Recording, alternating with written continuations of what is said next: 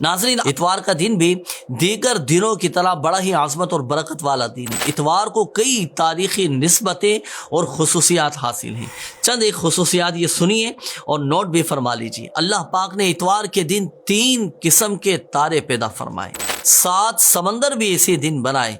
तबरिस्तान, बहर किरमान, बहर कुलसुम, बहर हिंद, बहर ओमान, बहर रूम, बहर मगरिब, ये 7 समंदर भी इतवार के दिन बनाए। इसी दिन अल्लाह पाक ने आग को पैदा फरमाया, 7 ज़मीनों को पैदा फरमाया। इसी इतवार के दिन इंसान के साथ उसके आज़ाए सुजूद भी पैदा फरमाए। आज़ाए सुजूद कौन से? यानी दोनों हाथ, दोनों पाँव, घुटने और चेहरा तख्लीक किया।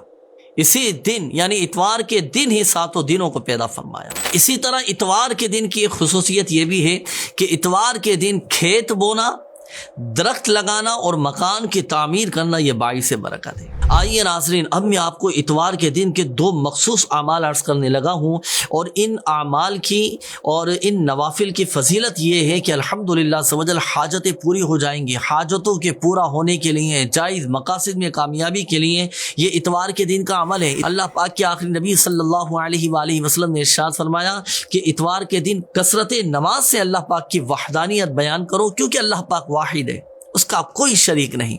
जिसने इतवार के दिन नमाज ज़ोहर के फ़र्ज़ और सुन्नतों के बाद 4 रकात नमाज पढ़ी, यानी नमाज ज़ोहर जब आप मुकम्मल पढ़ लेना तो अब उसके बाद 4 रकात नमाज पढ़ी। किस तरह पढ़नी है? पहली रकात में सूरह फातिहा और फिर सूरह सजदा पढ़े। इसी तरह दूसरी रकात में सूरह फातिहा और सूरह मुल्क पढ़े, फिर तशाहुद पढ़कर सलाम फेर दें। ये 2 रकातें मुकम्मल हुई। फिर आखिरी 2 रकात पढ़ने के लिए फिर खड़ा हो जाए और उनमें फिर सूरह फातिहा, पहली रकात में सूरह फातिहा और सूरह जुमा की तिलावत की, अल्लाह पाक से अपनी हाजत तलब की, तो अल्लाह पाक के ज़िम्मे करम पर है कि उसकी हाजत पूरी फरमा देगा। एक तो यह अमल हुआ।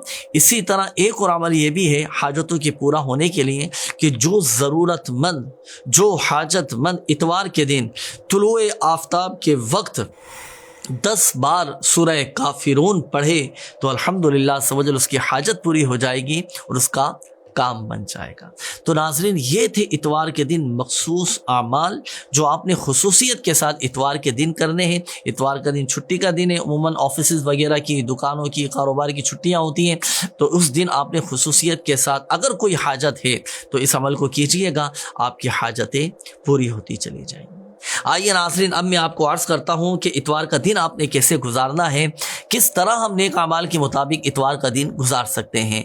याद रखिए कि फ़ी ज़माना अगर हम नज़र दौड़ाएं, मुआशरे में देखें तो कई ममालिक और बड़े बड़े शहरों में इतवार के दिन अक्सरियत की छुट्टी होती है, जिसकी वजह से नतीजतन होता क्या है कि रात देर से सोने और इतवार की सुबह ताख़ीर से उठने का रिवाज, जिसकी वजह से एक तादाद बेचारी नमाज फजर से महरूम रहती है। कुछ ऐसे भी हैं कि जो बिला वजह गली में, मोहल्लों में, घर में सारी रात जाग कर फजूल बातों में वक्त बर्बाद करते हैं और कुछ लोग तरह तरह के गुनाहों में बेचारे मशगूल रहते हैं। अलमान वल हफीज़, अल्लाह की पनाह। अगर इस दिन को हम अल्लाह पाक की इबादत, तिलावत कुरान, ज़िक्र अस्कार, तस्बीहात, दुरूद पाक की कसरत में बसर करें तो इसकी बरकत से हमारे नामाए अमाल में नेकियों का ज़ख़ीरा होगा, नेक अमाल की हमें तौफीक होगी। और इस छुट्टी से फ़ायदा उठाने के लिए जल्दी उठें, सुबह सवेरे उठें, नमाज तहज्जुद अदा करें, फिर मस्जिद के पहले सफ़ में नमाज फ़जर बाजमात अदा कीजिए, नमाज इशराक, नमाज चाश अदा कीजिए,